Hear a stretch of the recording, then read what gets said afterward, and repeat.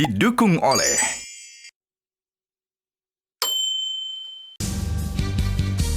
Anda kembali di Prioritas Indonesia. Pemirsa, sistem penerimaan murid baru atau SPMB saat ini sudah mulai dilaksanakan di seluruh daerah. SPMB memiliki 4 pilar filosofi, yaitu pendidikan bermutu untuk semua, inklusi sosial, integrasi sosial, dan kohesivitas sosial. Sejalan dengan filosofi tersebut, SPMB memastikan peserta didik dapat bersekolah di satuan pendidikan terdekat dan mengakomodir kelompok masyarakat prasejahtera maupun kebutuhan spesifik daerah. Dan untuk melihat lebih dekat pelaksanaan sistem penerimaan murid baru, telah hadir bersama kami Direktur Jenderal Pendidikan Anak Usia Dini, Pendidikan Dasar dan Pendidikan Menengah, Bapak Gogot Suharwoto. Sekali lagi terima kasih Pak Gogot sudah bergabung bersama kami. Pak Gogot, sebelum kita melihat bagaimana pelaksanaan SPMB saat ini, sebetulnya apa perbedaannya Pak SPMB dengan sistem PPDB yang sebelumnya diberlakukan? Ya, sebenarnya ada 3 yang paling mendasar perbedaan antara PPDB dengan SPMB.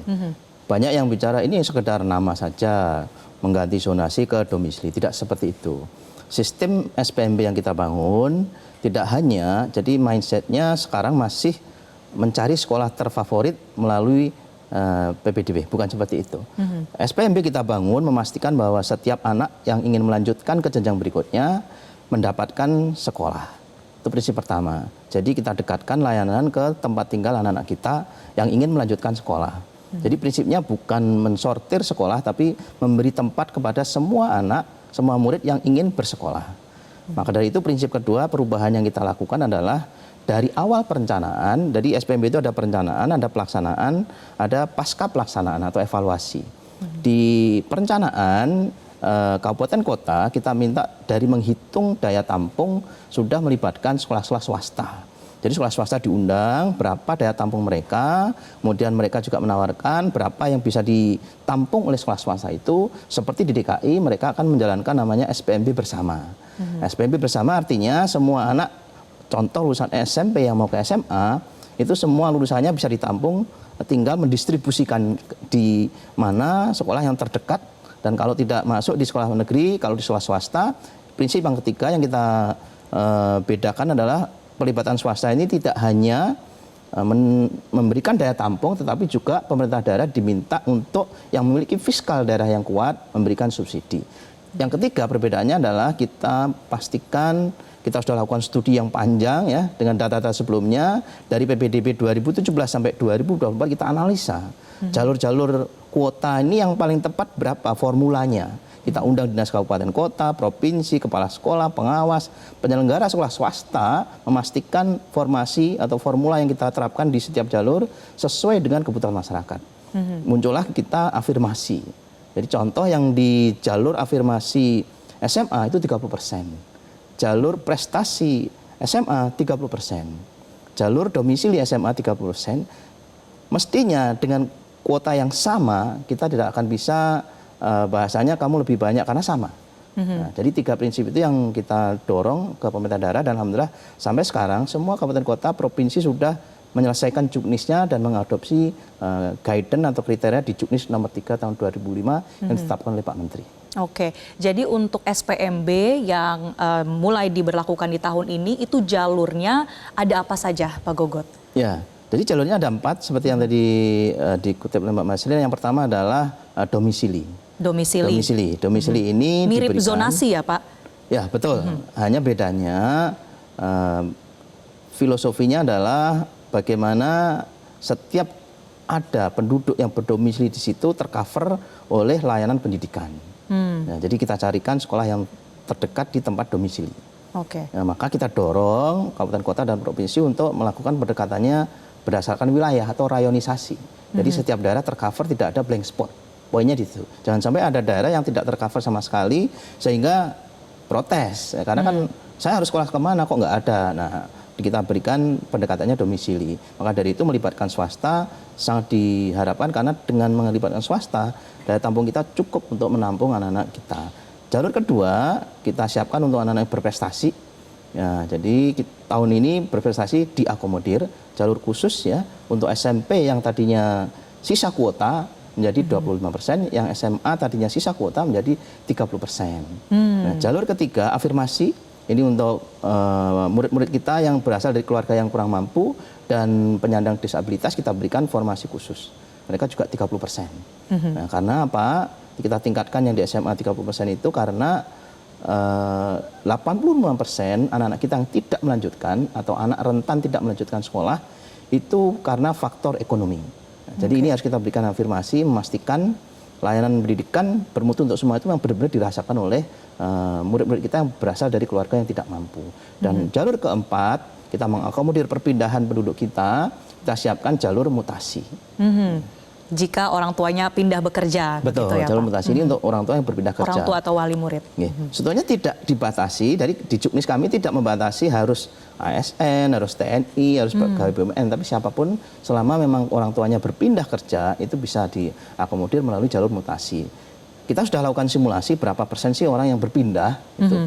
Dari satu kota dengan kota lain memang berbeda, tapi rata-rata kita ambil sekitar 3,5, jadi kita patok 5%. 5% kuota dari SPMB tahun ini. Jadi itu jalur-jalur untuk para calon siswa bisa mendaftar ke sekolah jenjang berikutnya. Kalau pelaksanaannya saat ini seperti apa, Pak? Mungkin hasil evaluasi selama beberapa pekan terakhir dan daerah yang saat ini sedang running juga proses pendaftarannya bagaimana?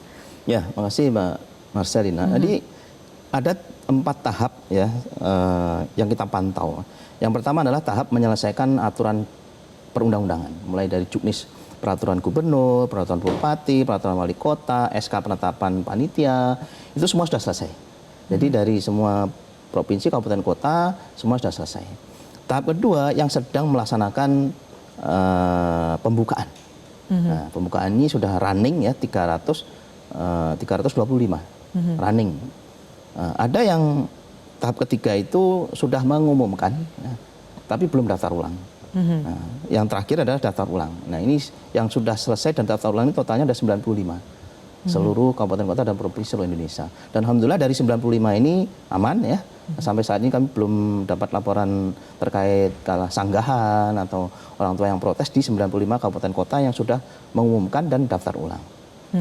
Ya, di lapangan tentu situasinya begitu dinamis ya Pak, tapi secara garis besar aman dan pasti ada poin-poin yang menjadi evaluasi. Nah, kita akan gali lebih lanjut Pak Gogot dan pemirsa. Namun usai jeda tetaplah bersama kami di Prioritas Indonesia.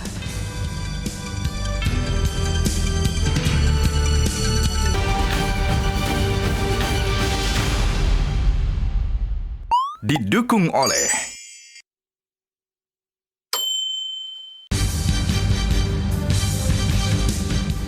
Anda kembali bersama kami di Prioritas Indonesia. Pemirsa, kami masih membahas terkait dengan seleksi masuk untuk murid baru atau sistem SPMB. Masih bersama saya Pak Gogot. Pak Gogot, tadi kita sudah berbicara bagaimana pelaksanaannya saat ini. Nah, kalau kita lihat mungkin kondisi di lapangan, salah satu persoalan yang terjadi adalah mungkin belum meratanya bagaimana minat masyarakat untuk mendaftar di sekolah-sekolah sehingga bahkan ada sekolah yang kekurangan murid. Nah, ini bagaimana Pak memecahkan persoalan ini dengan SPMB supaya kemudian lebih merata? Ya, makasih Bu Mas Serina. Yang pertama, dari awal kita sudah sosialisasikan bahwa SPMB ini adalah bukan proses untuk menyeleksi atau mencari sekolah yang favorit. Tapi memastikan setiap anak mendapatkan layanan pendidikan terdekat di mana mereka berdomisili. Nah, dari itu kita buka yang jalur domisili. Yang kita lakukan memastikan daya tampung setiap satuan pendidikan dan penyebarannya tidak hanya penyebaran sekolah, juga penyebaran penduduk. Dua-duanya harus diperhitungkan dan alhamdulillah di beberapa daerah sudah sangat komprehensif. Jadi saya sudah cek barusan tadi di Magetan contoh, ada salah satu SMA, itu kalau ada siswa yang mendaftar, dia langsung terdetek koordinat tempat tinggalnya di mana. Nah, berdasarkan penyebaran penduduk dan daya tampung sekolah, dipetakan kira-kira jalur domisilinya dipetakan seperti apa. Nah, kemudian juga termasuk juga prestasinya dipetakan juga kira-kira yang tepat persentasenya berapa. Jadi itu yang pertama adalah memetakan sebaran penduduk dan sebaran sekolah. Yang kedua, memang mindset ini tidak mudah untuk tidak bisa dalam waktu yang cepat bahwa masih ada ya kita maklum kita ingin menyekolahkan anak-anak kita ke sekolah yang terbaik. Tapi harapan kita memang dalam dalam era ini kita ingin selalu meningkatkan layanan satuan pendidikan yang ada di seluruh Indonesia. Jadi Bapak Ibu, orang tua tidak usah khawatir ya bahwa ada sekolah-sekolah yang lebih favorit dari sekolah yang lain. Ini yang perlu kita tegaskan bahwa kita akan memberikan dukungan sarana prasarana sekolah. Tahun ini kita akan rehab 10.440 sekolah ya supaya sarana prasarana seimbang. Itu yang pertama. Yang kedua juga Pak Menteri kita juga memberikan sertifikasi, memastikan semua guru nanti sudah bersertifikat ya di masa Pak Menteri Abdul Mukti. Yang ketiga kita juga memberikan insentif pada guru-guru ya honorer juga di sekolah swasta pun di sekolah negeri yang belum sertifikasi, semua diberikan insentif yang seimbang, jadi sehingga mereka bisa fokus ke pembelajaran. Sarana prasarananya, digitalisasi pembelajarannya, gurunya juga didukung sehingga mutunya semakin lama semakin berimbang, penyebaran siswa kita juga akan semakin merata. Sosialisasi terus dilakukan terkait dengan pemerataan kualitas sekolah juga ya Pak Gogot. Selain itu bagaimana dengan sosialisasi ketika ada orang tua atau wali murid atau muridnya yang mengalami kesulitan Pak dalam mendaftar? Jaringannya mungkin terhambat, kemudian sulit untuk mengakses situsnya. Bagaimana mekanismenya untuk mereka yang mengalami kesulitan teknis ini Pak? Nih, makasih. Jadi mohon izin kalau boleh menyampaikan himbauan kepada orang tua yang ingin mendaftarkan anaknya ke satuan pendidikan yang dituju, pastikan sekolahnya ini berada di provinsi kabupaten mana. Karena nanti kalau SD SMP di kabupaten, SMA SMK di provinsi. Karena apa? Terkait dengan peraturan atau juknis yang ditetapkan. Nah, kalau di SD SMP pasti juknisnya dari bupati atau wali kota dibaca. Memang agak sulit kalau membaca semua peraturan. Tapi paling tidak dipastikan 3 informasi yang paling penting. Syaratnya apa? Karena syarat-syarat untuk mendaftar itu ada syarat umum, ada syarat khusus. Itu harus dibaca, dipastikan Bapak Ibu menyiapkan dokumen yang diperlukan. Soalnya secara online aturan-aturan sudah dipublish ya di setiap provinsi, kabupaten, kota. Saya kira zaman sekarang juga tidak akan kesulitan untuk mengakses informasinya. Ya, karena sudah disebarkan di seluruh provinsi, kabupaten, kota, dan kalau masih ada kesulitan datang ke sekolah, sekolah pasti punya dokumennya. Sekolah yang dituju atau sekolah yang sebelumnya mereka belajar, katakanlah anaknya SMP mau ke SMA, di satuan pendidikan SMP pasti sudah menerima surat juknis dari kabupaten kotanya. Itu yang pertama, dibaca, dipastikan syaratnya sudah memenuhi. Yang kedua, jalur mana yang sesuai. Apakah anak saya akan masuk ke jalur domisili, jalur prestasi, atau jalur afirmasi, atau mungkin mutasi. Ya. Atau mungkin bisa dua-duanya. Nah, contoh ini, kita memang tahun ini memberikan afirmasi kepada keluarga yang tidak mampu. Kita berikan formasi 30% afirmasi itu dengan harapan kalau dia dari keluarga yang tidak mampu, dia tinggalnya dekat dengan sekolah atau domisili, dia bisa memanfaatkan domisili, jalur domisili. Kalau dia keluarga tidak mampu, dia berprestasi, dia jalur prestasi. Kalau dia tidak mampu, tidak dekat sekolah dan tidak berprestasi, jalur afirmasi.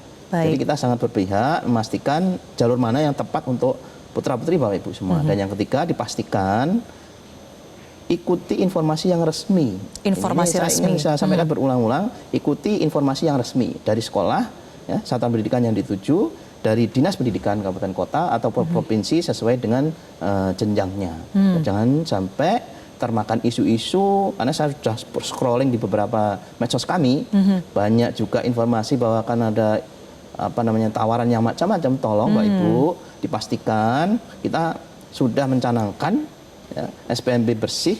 Kita punya forum pengawasan bersama dengan Ombudsman, KPK, Kejaksaan, Kepolisian, semua sudah kita undang ke Mendagri memastikan SPMB ini bersih, berkeadilan dan terbuka tanpa diskriminatif.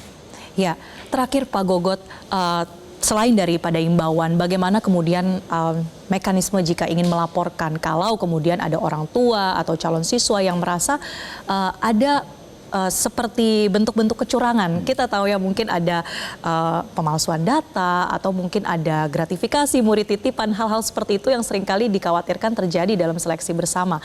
Bagaimana memastikan supaya seperti yang Bapak sebutkan tadi ini semua bersih dan juga berkeadilan? Ya, memang ada beberapa kendala yang sudah kita pantau. Jadi kami punya tim di setiap provinsi, kemudian setiap provinsi punya PIC di setiap kabupaten kota. Kendala yang pertama adalah akses. Nah, contoh di beberapa daerah kemarin memang terjadi. Jadi servernya pada saat diakses dalam waktu yang bersamaan lebih dari 21 juta down. 1-2 jam kemudian sudah bisa backup, bisa kembali lagi dan bisa diakses. Yang kedua adalah antrian PIN di Jawa Timur. Itu juga sudah dilakukan penyesuaian, yang tadinya hanya ke 5 sekolah, ke 10 sekolah, akhirnya soft. Ya. Memang di dinamika di lapangan sangat bervariasi dan kita pantau setiap hari. Yang ketiga, kalau ada ya kecurangan atau praktek-praktek kecurangan atau Bapak Ibu orang tua, siapa saja ya, masyarakat di seluruh Indonesia, tolong disampaikan kalau ada kecurangan di posko kami. Ya. Saya yakin di setiap kabupaten kota, di provinsi, di sekolah juga sudah punya posko. Contoh kemarin Pak Wamen di Jawa Barat itu sudah ada posko, Kota Bandung yang di dalam satu posko itu ada beberapa lembaga yang sudah nongkrong di situ memastikan kalau ada aduan langsung bisa direspon dengan cepat. Baik, tentu kita harapkan tadi ya pembukaan kami bahwa filosofi dari SPMB ini bagaimana pendidikan bermutu, berkeadilan, inklusif, ini semua bisa tercermin dari hasil SPMB pada tahun ini. Terima kasih Pak Gogot Suharwoto selaku Direktur Jenderal Pendidikan Anak Usia Dini, Pendidikan Dasar dan Menengah dari Mendikdasmen. Kemendikdasmen sudah bergabung bersama kami di Prioritas Indonesia. Terima kasih Pak Gogot. Terima kasih Mbak Sila. Dan pemirsa, demikianlah perjumpaan kita dalam Prioritas Indonesia untuk hari ini. Mewakili rekan-rekan yang bertugas, saya Marcelina Tumundo pamit undur diri. Terima kasih dan sampai jumpa. Jelajahi cara baru mendapatkan informasi. Download Metro TV Extend sekarang.